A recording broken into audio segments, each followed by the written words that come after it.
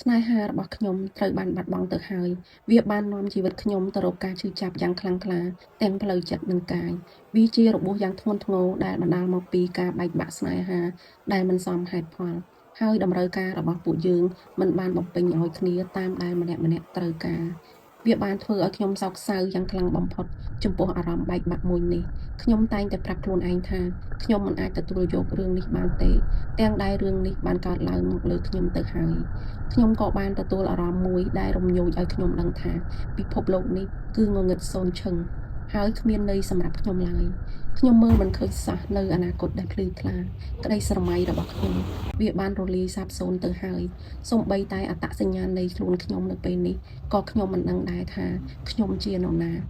ខ្ញុំបានវិលវល់នៅក្នុងអារម្មណ៍ដ៏ឈឺចាប់មួយនេះទាំងដែលខ្ញុំមិនបានដឹងថាមានមនុស្សជាច្រើនបានឆ្លងកាត់អារម្មណ៍ដ៏ឈឺចាប់នៃការបែកបាក់ស្នេហាហើយបច្ចុប្បន្នពួកគេកំពុងតែរស់នៅដោយក្តីសុខសាន្ត